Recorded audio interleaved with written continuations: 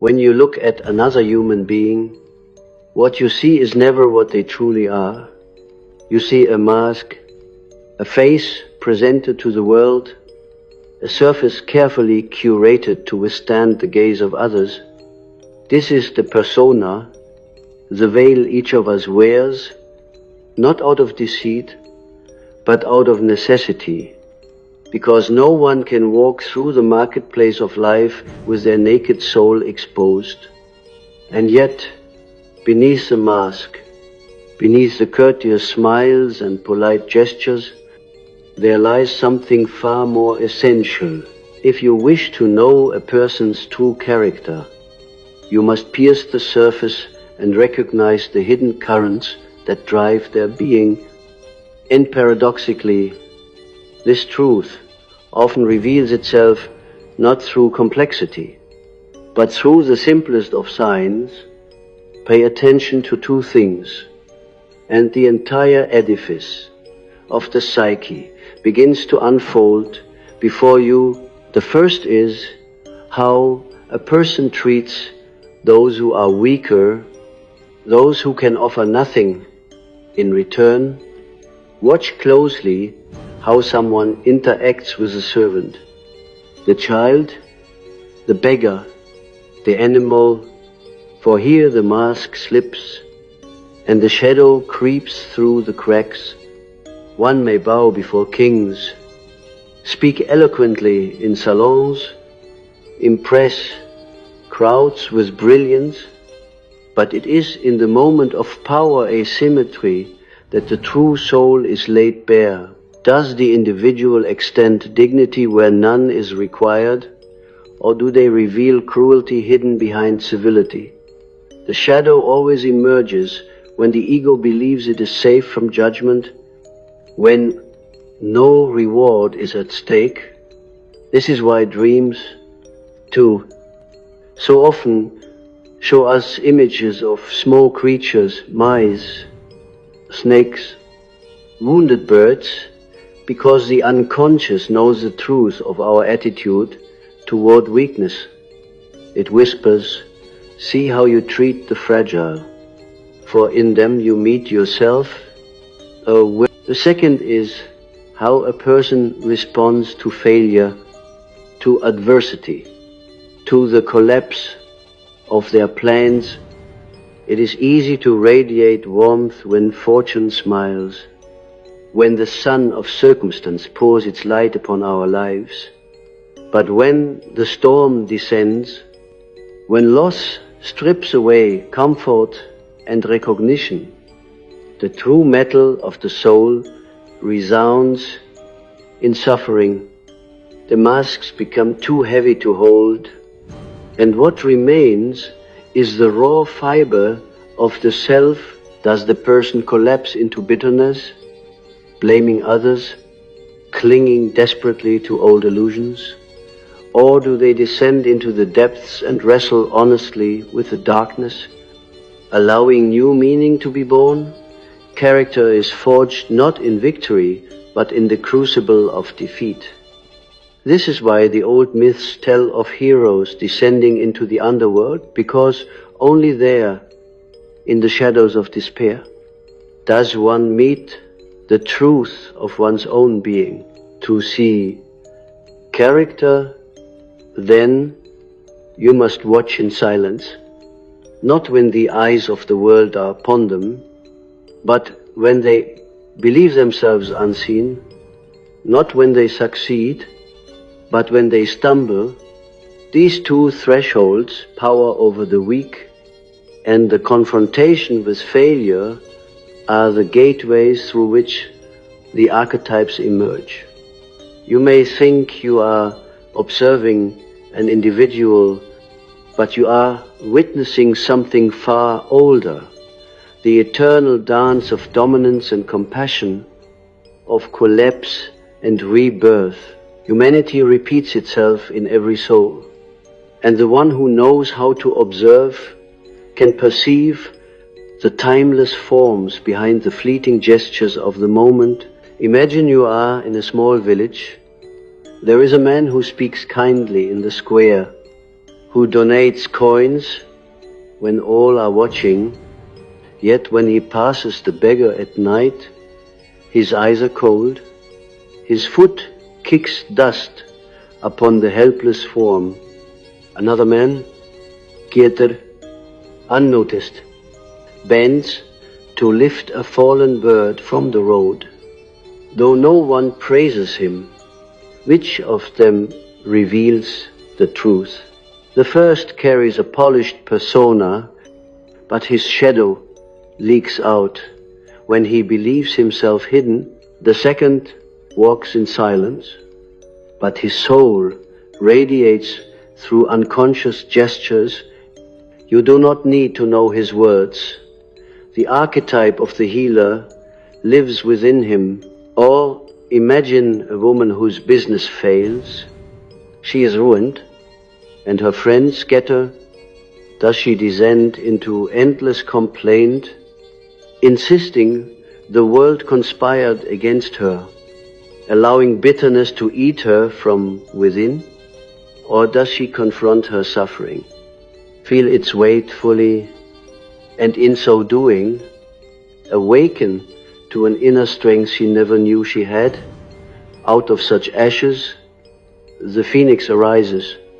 True character is not the absence of despair, but the courage to transmute despair into a deeper understanding of the self. The psyche is a vast landscape filled with mountains of pride, valleys of shame, rivers of desire, and caves where forgotten fragments of the soul hide in darkness. Most people wander only the surface paths, never daring to enter the caves, but life itself conspires to draw us into those depths. It sends us weakness to test our response, and failure to strip away illusions. These are not accidents, they are the workings of the self, the deeper organizing principle of the psyche, which orchestrates experience to reveal the truth of who we are. The two signs of character are not arbitrary. They are archetypal patterns inscribed in the human soul. When you notice how someone treats the powerless, you are witnessing the battle between archetypes, the tyrant and the protector, the predator and the guardian. These figures live within every psyche. The tyrant seeks to dominate, to affirm its own superiority by degrading others. The protector, by contrast, embodies the archetype of the father, the mother, the shepherd who shelters the vulnerable as an extension of the self. In each moment of choice, one archetype speaks louder than the other, and the repetition of such choices builds the structure we call character. It is not that some are purely good and others purely evil. Each soul contains both the tyrant and the protector, but the pattern of responses reveals which archetype has been given dominion. Likewise, when you observe someone in failure, you see another archetypal drama. The victim and the hero. The victim archetype collapses, externalizes blame, and refuses the burden of suffering. It insists, I am owed. I should not suffer. This is unjust. But the hero archetype accepts descent into the underworld. It gathers courage, even when shattered, to walk through the flames of despair, and in so doing, it encounters transformation. This is the meaning of initiation rituals across cultures. The youth is plunged into darkness, into symbolic death, and only by enduring does he or she emerge as a new being, Failure is the modern form of initiation, the place where the unconscious offers us a doorway. And the way one walks through this doorway discloses the truth of their soul. You see, my friends, most of us spend our lives constructing elaborate facades. We build identities based on profession, reputation, appearance, ideology. These are necessary, yes, for they allow us to function in society, but they are not who we are. When pressure mounts, when no one is watching, when life collapses, the scaffolding of the ego, the unconscious, surges forward, and the mask disintegrates. That is when you glimpse the eternal human drama, compassion or cruelty, courage or cowardice, acceptance or denial. Two moments, how one treats the powerless and how one endures suffering are enough to see the essence of a soul. But do not be deceived into thinking you can judge quickly. The psyche reveals itself in paradox. One may act kindly in one situation and cruelly in another, not out of hypocrisy, but because the unconscious is vast and contradictory. The true art of discernment requires patience. You must watch the patterns over time, the recurring archetypes that emerge again and again, for it is not the isolated act that defines character, but the constellation of choices repeated under different masks. Just as in dreams, a single symbol can shift its meaning depending on context. So too in life, a single gesture may not suffice, but if you learn to see the archetypal drama in these two arenas, you will see more than the surface ever shows. Now, why is this so? Why do these two signs hold such weight? It is because they strike at the very core of the ego's illusions. Power over the weak tempts us to forget our own fragility. It invites inflation, the illusion that we are gods above others. To act with cruelty here is to expose the ego's hunger for domination. To act with compassion is to remember our shared humanity, to recognize the self mirrored even in the smallest being. Likewise, failure dissolves the ego's fantasy of control. It shows us that our plans, our masks, our reputations are fragile. To respond with bitterness is to cling desperately to the illusion. To respond with courage is to accept death and rebirth, to align with the deeper movement of the soul. These two thresholds strip away illusion, and what remains is the truth. Think of a dream. A man dreams he is walking through a great banquet hall, filled with laughter, with lights, with admiration, but suddenly he hears a cry from beneath the table. A small child lies there, hungry, ignored. He looks around, no one else notices. If in the dream he bends to feed the child, he awakens with a sense of wholeness. If he turns away, the dream leaves him with dread. The child is the powerless within, the neglected fragment of the soul, and the man's response reveals his true orientation toward his own inner weakness. And then, later, he dreams he is climbing a mountain, he slips, falls, breaks his leg, all his companions abandon him. Alone, he must decide, lie in despair, or crawl forward despite the pain. This second dream shows the archetype of failure. His response will determine whether he integrates strength or sinks deeper into bitterness. Dreams show us in symbols what life shows us in events. Both are mirrors of the unconscious. Both reveal character. I tell you this not to encourage judgment of others, but to turn your gaze inward. For the one you must truly come to know is yourself. How do you treat the powerless aspects of your own psyche? The forgotten child within you, the fragile emotion, the wound long suppressed. Do you extend compassion, or do you cast them aside, kicking dust upon their cries?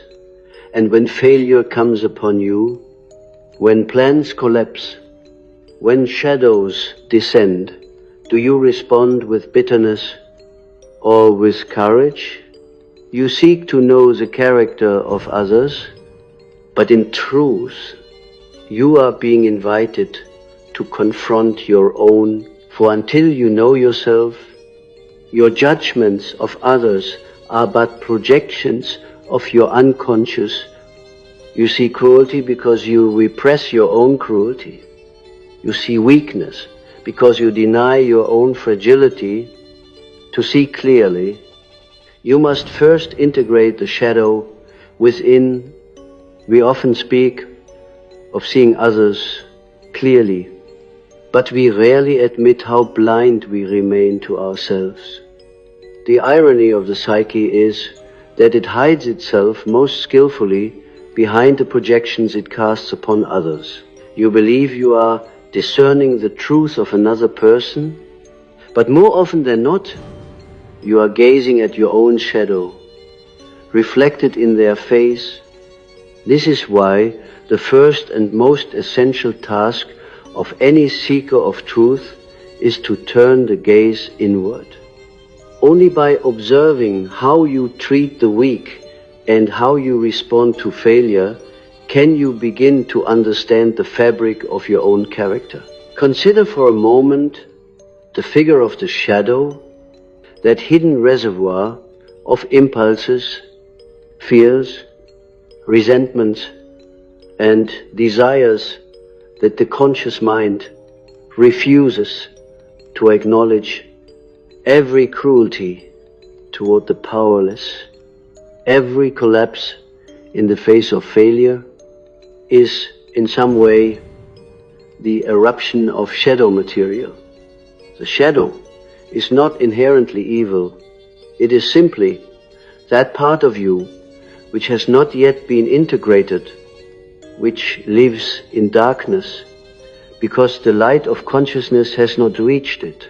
When you act harshly toward one who is weaker, what you are often expressing is a denied fragment of your own vulnerability. You despise in them what you cannot tolerate in yourself. When you rage against failure, blaming the world and sinking into bitterness, what you are often resisting is the reality of your own mortality, the undeniable fact that you are not in control of everything. These reactions are not coincidences. They are revelations of the archetypal shadow. Let me tell you a story from my patients. A man once came to me, a man admired in his community, generous in public, courteous in conversation, yet in his dreams, small animals appeared again and again injured, starving, ignored. He came to me asking why he was plagued by such pitiful images. As we explored, it became clear, in his daily life, He was harsh to those beneath him.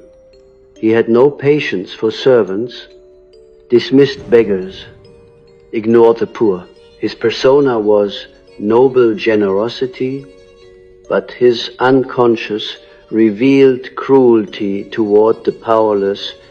The dream animals were fragments of his own soul, neglected and despised. His treatment of them revealed his true character more than his public image ever could. Only when he learned to bend down in his inner world, to nurture the small and fragile within himself, did his dreams begin to change. And with that change, his outer life softened as well.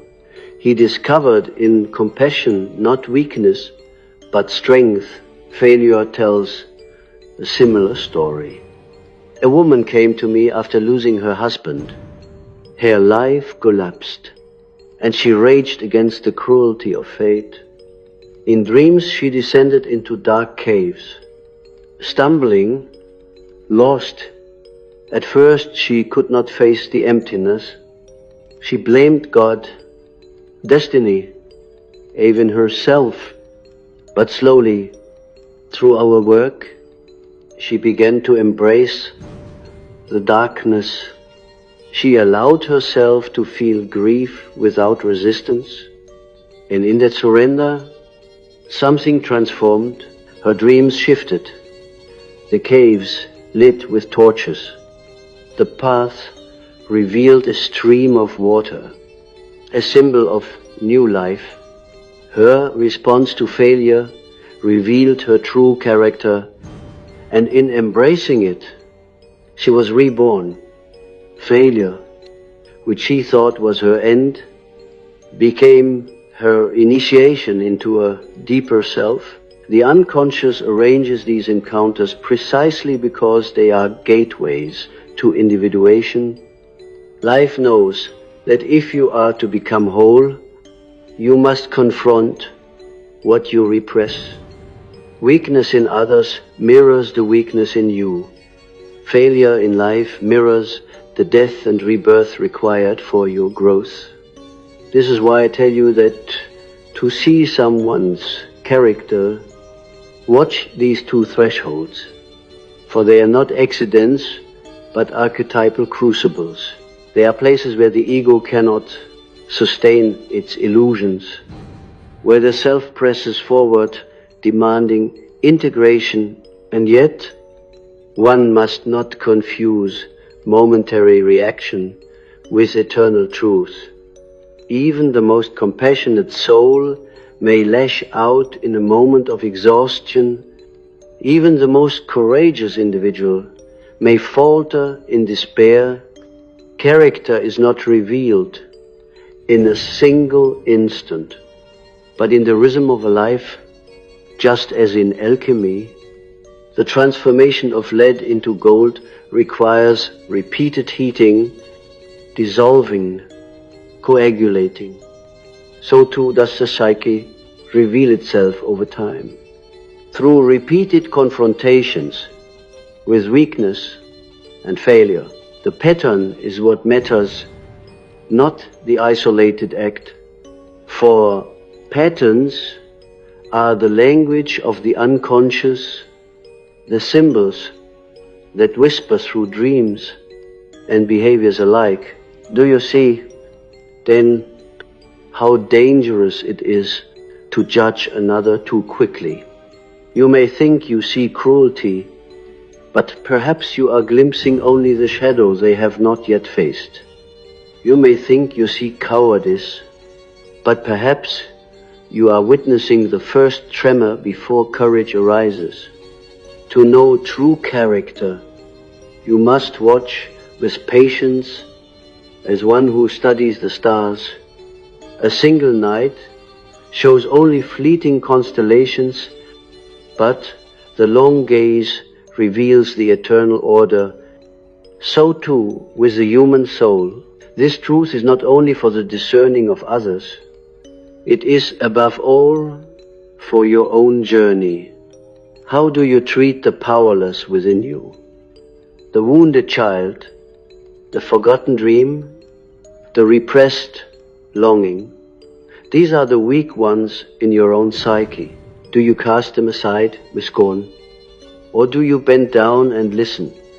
And when you fail, when life collapses your illusions, do you curse the heavens? Or do you embrace the descent as initiation? You cannot see yourself clearly unless you observe these two thresholds within, for here the mask falls, and what remains is not the persona, but the essence. I say to you, failure is a sacred experience. In it lies the seed of transformation. The ancient myths of death and resurrection are not mere stories. They are reflections of this archetypal process. Osiris dismembered, Dionysus torn apart. Christ crucified, each shows us the eternal pattern of collapse and rebirth. When your plans fall apart, when your ego lies shattered, you are entering this mythic drama. How you respond determines whether you remain fragmented or whether you are resurrected into deeper wholeness. This is the mystery hidden in the very fabric of existence, that destruction is the prelude to renewal. Likewise, the powerless are sacred mirrors. When you encounter the weak, you are given the opportunity to meet the divine in its most fragile form. Every child, every beggar, every animal is a symbol of the self, reminding you that wholeness includes the small and vulnerable. To act with cruelty here is to deny a part of yourself. To act with compassion is to acknowledge that the self is larger than the ego, that the divine spark lives even in what seems insignificant. This is why so many spiritual traditions teach that kindness to the least among us is kindness to God. The archetypal truth is that in serving the powerless, you serve your own soul. I warn you, however, not to confuse sentimentality with genuine compassion. The ego can mimic kindness for the sake of recognition, just as it can mimic courage for the sake of pride. True compassion arises when no one is watching, when no praise is given, when the act costs you something of yourself. And true courage arises when there is no certainty of success, when you descend into the darkness without knowing whether you will emerge. These moments cannot be faked. They reveal character because they strip away all illusion. And so, if you would truly see, you must cultivate the eye of the soul. Watch not only the words, but the silences between words. Watch not only the actions, but the gestures. No one notices, for the psyche speaks in whispers, in subtle cracks of the persona, a glance toward the weak, a sigh in the face of failure. These are revelations more profound than grand declarations. Learn to see in this way, and you will perceive not only others, but yourself with clarity. If you wish to understand the mystery of human character, you must recognize that beneath every act lies a dialogue between archetypes. The individual does not stand alone, isolated, choosing freely from an empty slate. No, within each psyche live the primordial patterns, the ancient forces that have animated humanity since the dawn of time. And when you watch how someone treats the powerless, or how they endure failure, you are seeing which archetypes have claimed dominion in their inner court. For each soul is a kingdom, and the archetypes are its rulers, often in conflict, often in alliance, shaping the destiny of the one who carries them. Let us turn to the powerless. In every society, in every age, there are those without strength, without influence, without voice. The way an individual responds to them reveals not only a moral disposition, but an archetypal alignment.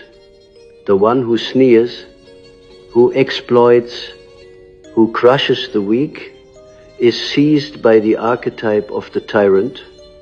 The tyrant is ancient, older than kings or emperors, older than thrones, carved of stone.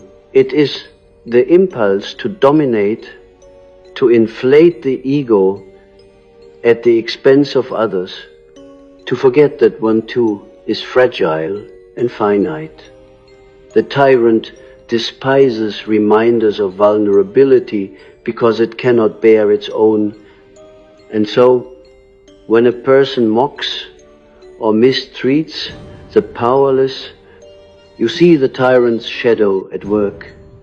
But when another bends, listens, shelters the weak, you see the protector arise, the archetype of the mother who shields the child, of the shepherd who guards the flock. Both archetypes live within us, and life constantly asks, which one will you serve? This is why weakness in others so often provokes disproportionate reactions. It touches something primal.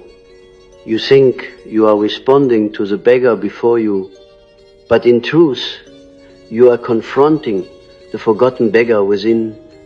You think you are showing kindness to a child, but in truth, you are bending toward your own inner child. Long silenced, long neglected, every encounter with the powerless is a mirror, and your response is not simply an ethical choice. It is a revelation of which inner archetype you have chosen to embody. To cultivate compassion toward the weak is to strengthen the protector within.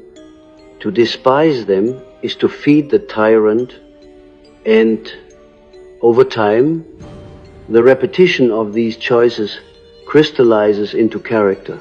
Now, consider failure. What is failure but the collapse of the ego's illusions?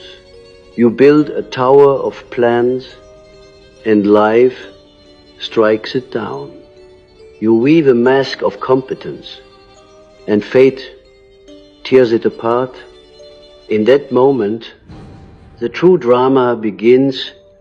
If the victim archetype dominates, the person collapses, blaming, resenting, refusing the burden of meaning.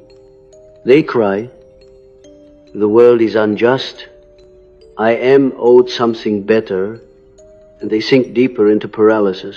But if the hero archetype arises, the individual accepts the descent into darkness. They confront grief, despair, uncertainty, and instead of cursing the abyss, they enter it. They know that every myth of transformation begins with a fall Orpheus descending to Hades, Inanna stripped in the underworld, Christ in the tomb, and they walk this path willingly, even trembling. The hero is not fearless. The hero is the one who continues despite fear, and this is the mark of true character. Not that one never despairs, but that one walks through despair until the dawn breaks. Do not think this is merely philosophy. It is lived reality. Every one of you has encountered both the powerless and failure You have felt the stirring to scorn, and you have felt the temptation to collapse. These moments were not random. They were your initiations. Life itself is the great initiator, and it designs for each soul precisely those encounters that will reveal who you are. If you have mistreated the weak, do not fall into shame, but recognize that the tyrant within you has been given too much power. If you have collapsed in failure, do not despair, but realize that the victim archetype has spoken too loudly. You are not condemned by these moments, but invited, for every tyrant can learn to protect. Every victim can become a hero. That is the process of individuation. The integration of the shadow and the alignment of the self with the archetypes that serve life rather than devour it. And here is the mystical truth. What you see in others is what you must confront in yourself. You think you are observing their character, but you're also gazing into your own unconscious, the cruelty you notice, the cowardice you despise. These are not accidents, they are projections of your own shadow. If you find yourself endlessly enraged at the arrogance of others, perhaps it is your own arrogance. You repress if you cannot stand weakness in another. Perhaps it is your own weakness you have denied. This is the painful, humbling truth of the psyche. What disturbs you in others is the unintegrated part of yourself, and so the two signs of character are not only windows into others, they are mirrors held up to your own soul. Let me speak to you of dreams again, for dreams are the most honest expression of character. A man may pretend to compassion by day, but in his dreams he slays the small animals that come to him, betraying his hidden cruelty. A woman may appear strong in adversity, but in her dreams she collapses in endless corridors. Unable to rise, these dreams do not condemn, they reveal, they show the fragments of the psyche that cry out for integration. And when you take these dreams seriously, when you enter into dialogue with them, you discover that the powerless and the failed within you are asking for your care. They are not enemies, but lost children of the soul. To see your true character is to notice how you treat them. This is why compassion and courage are the twin pillars of individuation. Compassion toward the weak integrates the shadow of cruelty. Courage in the face of failure integrates the shadow of despair. Together, they bring the soul into alignment with the self, the deeper center of wholeness. And when you walk this path, you no longer fear the powerless, for you recognize them as teachers. You no longer dread failure, for you see it as initiation. Life becomes less about avoiding discomfort and more about embracing transformation. This is the path of depth, the path of meaning, the path of Jungian individuation. But I tell you this also, few walk this path willingly. Most cling to their masks, to their illusions, to their comforts. They build identities upon fragile scaffolds, and when life shakes them, they crumble. But those who dare to face weakness and failure with open eyes are rare.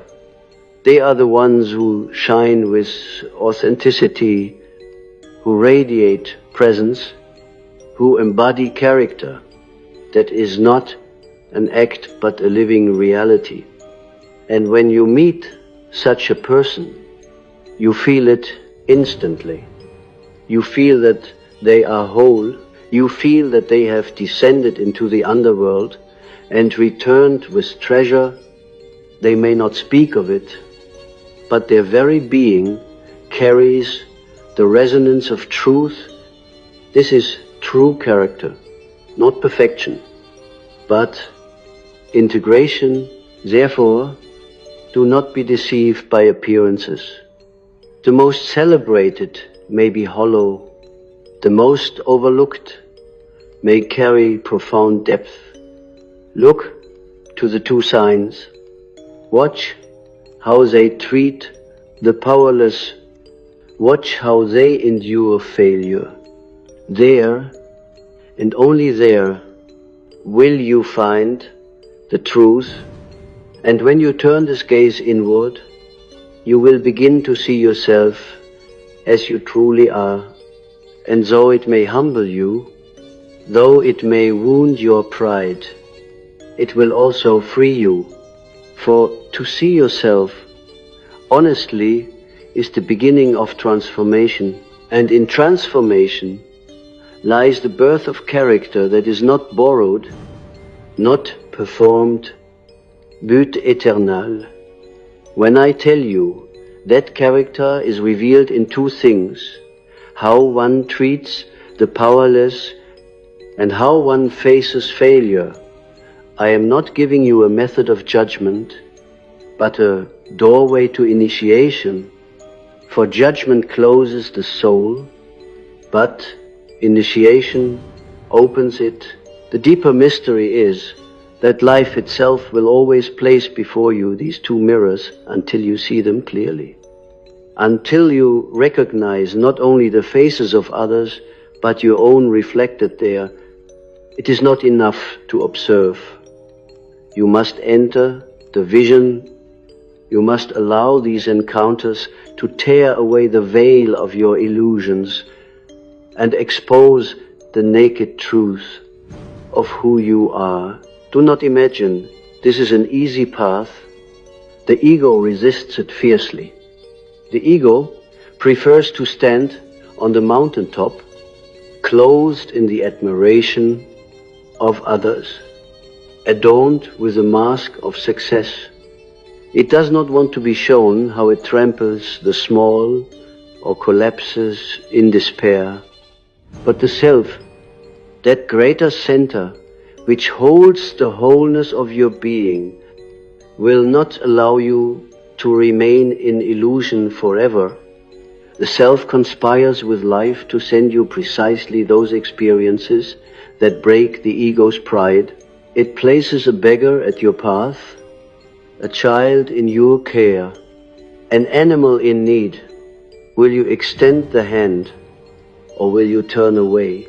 It arranges failure, loss, disappointment. Will you curse the darkness, or will you descend into it willingly, knowing that rebirth waits in the depths? In this way, the self is always guiding you toward individuation, always pressing you to embody true character. And what is true character? It is not moral perfection, not the absence of shadow, not the rigid performance of virtue. True character is integration. It is a recognition that you are both tyrant and protector, both victim and hero, and the conscious choice to align with that which serves life rather than destroys it. To have character is to be whole, to stand in the tension of opposites, to embrace the paradox that you are both fragile and strong, both light and dark, both finite and eternal. Only such wholeness carries the weight of authenticity. Anything less is performance. A mask worn for the crowd. The ancients knew this truth, which is why their myths always speak of descent. No hero was crowned without first being humbled. No king reigned without first encountering exile. No prophet spoke without first being struck down. To walk the path of the soul is to accept failure as teacher and weakness as guide. For in these experiences lies the gold of transformation, the treasure hidden in the dragon's cave. That is why alchemists said, in sterquilinis invenitur, in filth it will be found. In the place you despise, in the thing you avoid, in the powerless and the failed, there lies the key to your wholeness. Let us return once more to the mirror of others. You will find that what irritates you most in others is precisely what you need to confront within yourself. You cannot bear the cruelty of another because you have not yet reconciled your own capacity for cruelty.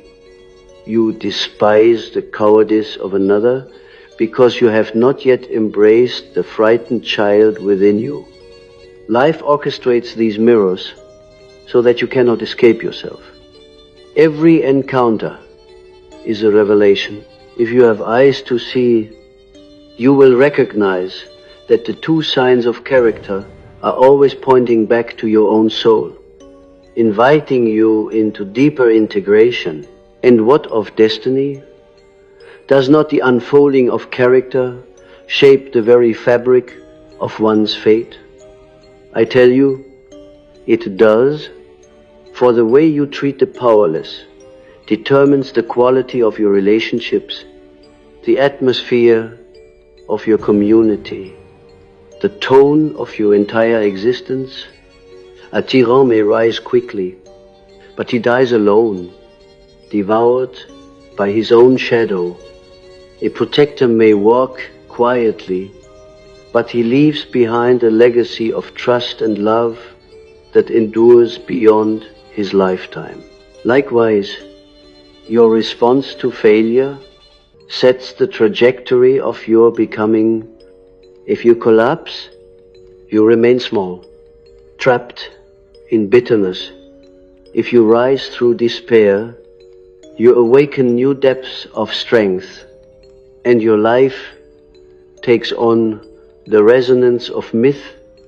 Your destiny is not written in the stars alone. It is written in how you stand when the stars vanish from the night sky. So, when you ask how to see someone's true character, remember that you are asking how to see the soul unveiled. Do not look to titles, to wealth, to eloquence. Do not be fooled by charm or brilliance. Look only to these two places. Watch how they treat the powerless. Watch how they face failure. There you will see the eternal truth. And if you have courage, turn that gaze upon yourself. Ask, how do I treat the weak within and without? How do I face the darkness when it descends upon me? Your answers will not only reveal your character, but will shape the very course of your life. And I say to you, embrace the powerless, for they are your teachers. Embrace failure, for it is your initiation. Let compassion be your guide, and let courage be your companion. For in these two virtues lies the wholeness of the human soul. And when you walk this path, when you integrate shadow and light, you will discover that you are not merely an individual, but a vessel of the self, a bearer of meaning, a participant in the eternal dance of the archetypes. This is character, not performance, not mask, but the living embodiment of the soul's truth. Now I leave you with this vision. Imagine a great hall where every soul is gathered. Some stand tall with masks gleaming, others shrink in fear. But there are a few whose faces are uncovered, whose eyes shine with authenticity. They have walked through failure, they have bent to the powerless, and they carry within them the quiet authority of wholeness. When you encounter such a soul, you recognize it instantly, for your own soul resonates with its truth. That is the destiny awaiting you, if you dare to walk the path. For to see true character is not only to recognize it in others, it is to awaken it in yourself